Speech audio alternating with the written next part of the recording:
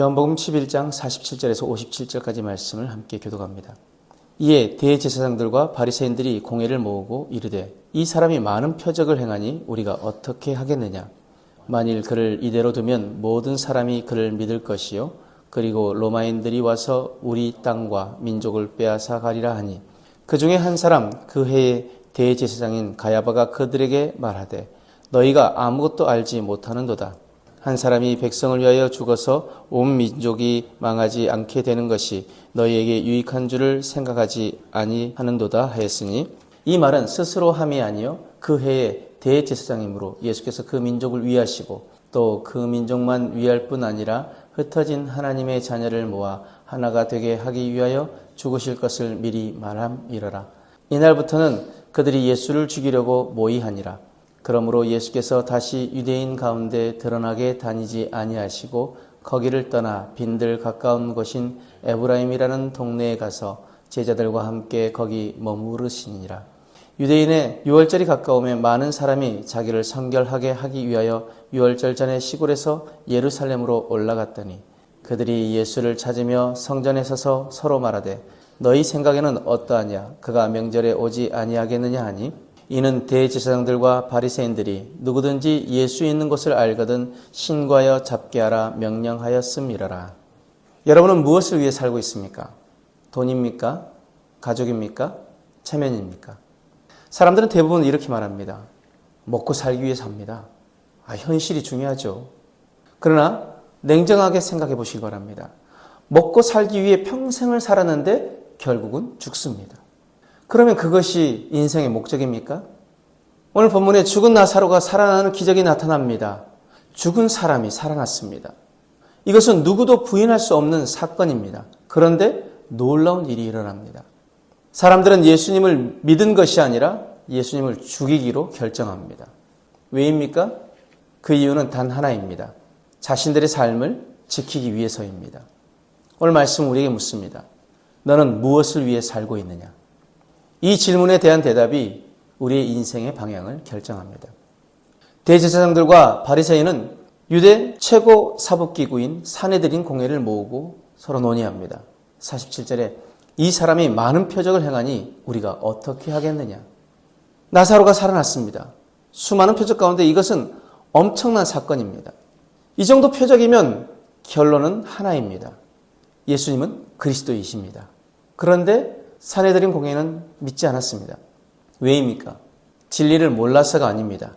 믿으면 삶이 바뀌어야 하기 때문입니다. 예수님을 믿는 순간 자신들의 권력을 내려놓아야 합니다. 위선을 버려야 합니다. 하나님 앞에 순종해야 합니다. 그래서 사람들은 진리를 거부합니다. 요한복음 3장 19절 말씀에 사람들이 자기 행위가 악함으로 빛보다 어둠을 더 사랑한 것이니라. 사람은 진리가 부족해서 망하는 것이 아니라 진리를 거부해서 망합니다. 48절에 로마인들이 와서 우리 땅과 민족을 빼앗아 가리라.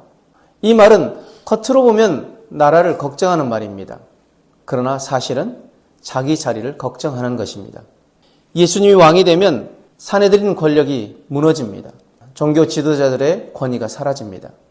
그래서 그들은 결론을 내립니다. 예수는 위험하다.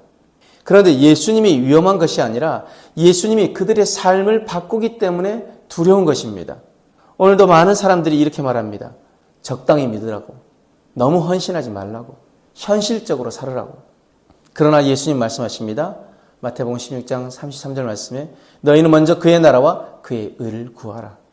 신앙은 안전한 삶을 위한 선택이 아니라 하나님 나라를 위한 선택이어야 합니다. 53절 말씀에 이날부터는 그들이 예수를 죽이려고 모의하니라. 결국 산헤드린은 결정을 내립니다. 예수를 죽이자. 왜입니까? 예수님이 틀렸기 때문이 아닙니다. 예수님이 불편하기 때문입니다. 예수님은 우리의 죄를 드러내십니다. 예수님은 우리의 위선을 드러내십니다.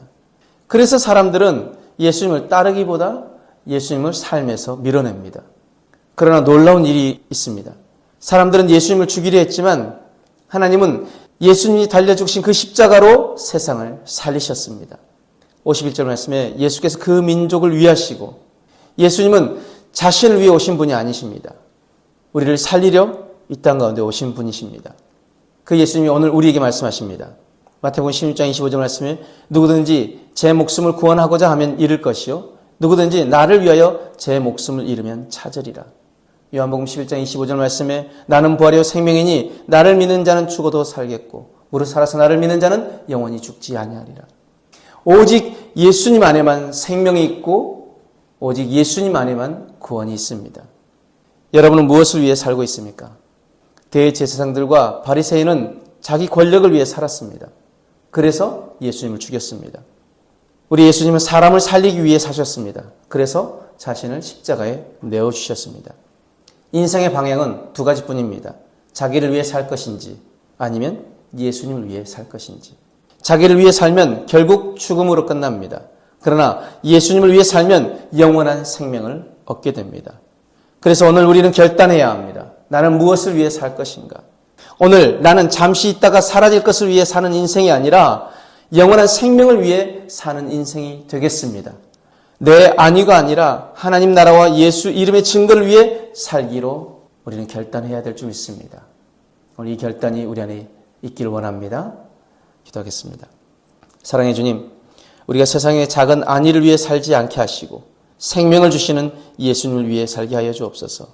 하나님 나라와 그의 의를 위하여 예수의 이름의 증거를 위해 살아가는 우리의 삶 되어지게 하시고 오늘 우리의 삶의 방향을 다시 주님께 돌리게 하여 주옵소서. 감사하며 예수님 이름으로 기도드렸습니다. 아멘.